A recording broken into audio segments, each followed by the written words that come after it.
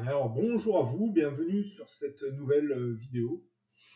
Alors, j'ai envie de dire, c'est un peu une info exclusive sur ma chaîne. Je dis info exclusive. C'est une analyse qui est spécifique au travail que j'ai fait. Puisque j'ai parlé d'une, je ne sais pas si le terme existe, mais vous allez comprendre, d'une contrition, c'est-à-dire ce phénomène du Covid-19, en fait, quand on l'observe de l'extérieur, quand on a une vue d'ensemble, on a l'impression que c'est une espèce de contriction collective, c'est-à-dire une accélération vers le monde artificiel par des procédés tout à fait immoraux, mais qui ont une logique. Et là où c'est exclusif sur ma chaîne, c'est qu'avec Thierry Messon, on a fait une interview. C'est pas l'interview récente, mais c'en est une autre. On expliquait que Macron était lié au groupe de Kravis, c'est-à-dire un spéculateur financier juif américain, qui avait, en débauchant le général Petraeus, qui était impliqué donc, dans l'armée et dans la CIA, en débauchant le secteur, on va dire, public, avec les guillemets de ce que ça induit dans aux États-Unis, hein, parce que c'est pas la même notion que ce qu'on peut connaître en France, pas tout à fait, mais le détournement par le secteur privé du secteur public donne des résultats qui sont interprétables de la manière suivante, c'est-à-dire qu'avec ce détournement, la mentalité de prédateur du secteur privé s'applique à l'éthique qui normalement était censée coller à la responsabilité du secteur public. C'est-à-dire que le détournement par le groupe de Kravis KKR, notamment de tout un tas de personnalités qui avaient été impliquées dans la gestion collective, ben, ça donne le plus grand trafic d'armes de l'histoire contemporaine au travers de la Syrie, par le secteur privé. Et cet homme-là, Kravis, est celui qui est derrière Macron, et il n'y a pas que ça. Hein, quand le groupe BlackRock prend les retraites français, c'est parce que Macron est appuyé par ses groupes extérieurs, si vous voulez. Mais là où cette analyse devient pertinente et plus intéressante, à mon avis, c'est que la France est beaucoup plus aspirée par ce groupe privé extérieur que ne laisse le supposer cette histoire de Macron, puisque Niel, celui qui tient Free, là, lui aussi a rejoint le groupe Kravis. C'est-à-dire que cette contrition collective au moyen du Covid-19, qui est une nouvelle technique pour accélérer, si vous voulez, un plan mondialiste, un plan du monde artificiel,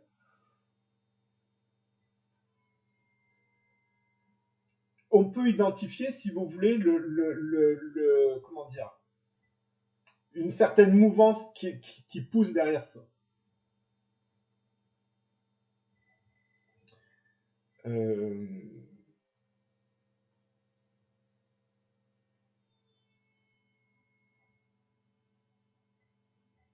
Et alors, ce qui est triste, c'est que comme pour le 11 septembre, vous verrez que le Covid-19, personne il y aura deux, trois choses qui vont se passer, mais ça ne sera pas. Et les gens vont se plier à cette fuite en avant.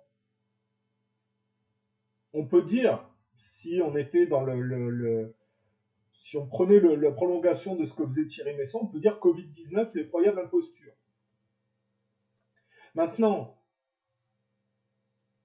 si on se détache de ça, on se dit c'est pas tant une imposture que ça, dans le sens que la déshérence collective se plie à ça. C'est-à-dire que dans le culte des technologies, la superficialité collective, pour partie, hein, le remplacement, parce qu'avec Free, avec la délocalisation, avec le remplacement des anciennes lignes françaises par des immigrés qui correspondent plus à cette superficialité consumériste, et le fait que les Français se sont pliés à cette idéologie, si vous voulez, on assiste progressivement à une contrition collective qui est en réalité acceptée. C'est-à-dire que le malthusianisme dont on connaît les sources, a acté que puisque les gens c'est un peu comme les Gilets jaunes faisaient semblant de se rebeller, même s'il y avait quelques revendications qui étaient légitimes, eh bien, la planification de l'accélération de l'établissement de ce monde artificiel unifié, si vous voulez, se met en place. Et ça suit donc la captation du secteur public par le secteur privé et les dérives éthiques qui vont avec. Quand je parle de Macron, Kravis, KKR, de Niel, du général Petraeus, de l'organisation de trafic d'armes et progressivement du pôle militaire qui qui joue, je ne sais pas qui joue. Alors pourquoi je dis qui joue? Parce qu'il y a un jeu qui s'appelle Plague Incorporation, mais qui date de plusieurs années. C'est l'armée qui, en général, par médiation, met sur le marché ce genre de jeu pour initier les nouvelles générations à cette mentalité. Plague Incorporation, ça consiste à contaminer la Terre avec des virus, à empêcher les humains de trouver des solutions, à modifier, améliorer le virus pour le rendre plus létal. Mais comme ça vient du pôle militaire, si les gamins, les adolescents jouent à des jeux où déjà il y a une simulation avec comment on contamine avec les avions, les bateaux, les transferts, les voyages, les échanges interculturels, vous pouvez être sûr que ce jeu qui date d'il y a plusieurs années, ces simulations militaires sont beaucoup plus réalistes et beaucoup plus avancées. Donc on peut penser que quelque part, cette histoire de virus et la manière dont ça s'est contaminé, ça a été totalement planifié en réalité. Et ça ne peut se mettre en place que sur la superficialité collective et l'acceptation du mondialisme collectif. Plus le monde se robotise, se automatise, plus les gens se plient au mouvement de mode qui accompagne cet établissement, et plus effectivement le malthusianisme se répand et avance. Donc je disais, les privatisations vont, je ne dis pas que c'est KKR, Kravis, mais ces groupes privés sont tous unis dans cet établissement, si vous voulez. Donc ça permet d'avoir une idée, c'est ça que je veux dire. Et là, moi encore, j'observe ça en me disant, ils ne peuvent le faire, même si c'est immoral, que parce que la déshérence collective sur le culte des technologies et l'acceptation collective de cet établissement le permet.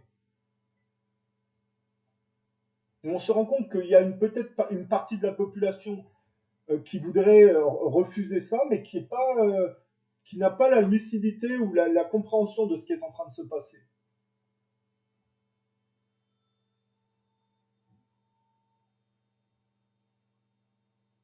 Même moi, si vous voulez, pour avoir une vision d'ensemble, je rame parce qu'il y a des choses qui vont très loin, si vous voulez. Bien plus loin que ce qu'on imagine. Alors, ce qui est triste, c'est que comme les gens, il n'y aura pas de poursuite, comme pour le 11 septembre, il n'y aura pas de poursuite pour le Covid-19, parce que les gens ne sont pas courageux. Et en fait, le point névralgique qui fait que les gens ne veulent pas amorcer de changement, c'est qu'ils ne veulent pas travailler sur les secrets de famille. Donc l'acceptation de la soumission au secret de famille et du matérialisme afférent qui y est accolé, c'est le nœud qui fait que les gens ne bougent pas, si vous voulez. Ils se comportent comme des moutons parce que, en fait, le judaïsme, l'idéologie des complexes industriels juifs de fond de tableau qui va avec ça, c'est l'acceptation d'un monde où on ne remet pas en cause, si vous voulez, le viol intergénérationnel autrement qu'en trichant et en se défaussant des conséquences à l'extérieur. Il y a une idéologie derrière le fait de défausser des virus à l'extérieur, pour fuir en avant sans jamais assumer les conséquences de ce matérialisme aspirituel. Et donc, comme il n'y aura pas de procès comme pour le 11 septembre ou pour l'assassinat de Kennedy, que l'enfoncement continue, et que la partie qui est censée lutter contre ça est trop ambiguë pour mettre en place des procès, donc accepte aussi le culte des technologies en amont, eh bien en réalité, ce pôle malthusianiste, par le Covid-19, qui est une petite épidémie, qui est beaucoup moins létale que la grippe saisonnière, hein, alors rappelez que moi je fais une petite prévision. Cette histoire de Covid-19 va s'arrêter au maximum 80 000 morts, hein, 60 à 80 000 morts quand ça sera terminé dans 2 mois, si vous voulez. Et alors que la grippe saisonnière, ça tue 400 000 personnes.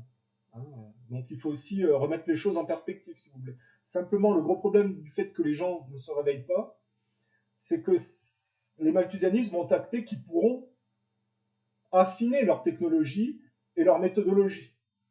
Là, ils recensent le plus de données possible Et comme les gens ne réagissent pas, ils vont se dire, eh bien, après le Covid-19, on va créer quelque chose de beaucoup plus létal.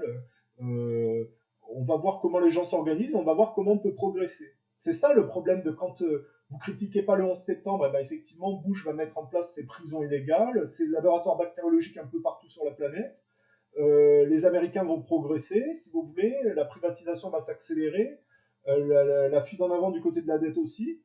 Et donc, ce qui se passe avec le Covid-19 n'est que la conséquence de l'inconséquence des gens et l'acceptation de cette fuite en avant. Ça ne vient pas de nulle part, si vous voulez.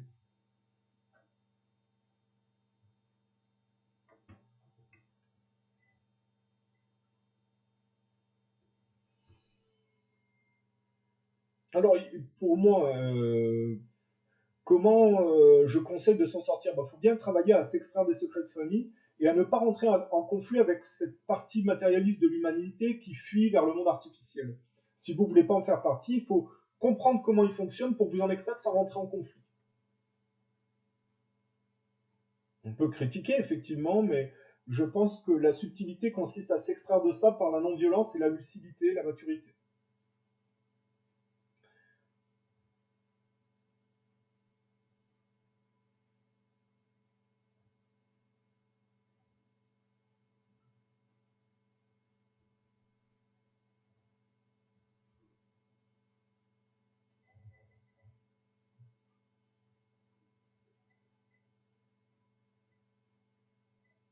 Qu'est-ce que je pourrais rajouter? Non, je crois que ça suffit pour la vidéo du jour.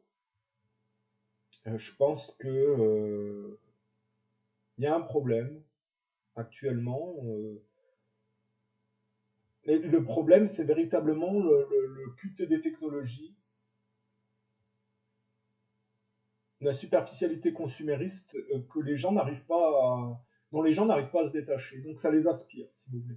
Donc les tenants de ces pôles-là, hein, du monde artificiel, des nouvelles technologies, ben, avancent, progressent en mettant en place quelque chose qui est totalement immoral, hein, on est bien d'accord. Hein. Parce que dans un monde normal où on met des lois et une morale, normalement, hein, il y a des poursuites. Hein. On peut parler de crimes contre l'humanité, d'infractions aux droits de l'homme, hein, mais visiblement, ça ne va que dans un sens et dans une utilisation inversée. Donc, bon, c'est comme ça. Donc, quand la collectivité est atteinte d'un virus de la superficialité, avec les conséquences que ça a, la seule méthodologie, c'est de s'extraire de ce virus par un antidote, et l'antidote, c'est le travail sur les secrets de famille, l'émancipation par la droiture, et ne pas tomber dans le conflit, si vous voulez. De bien comprendre et de cerner cet aspect-là.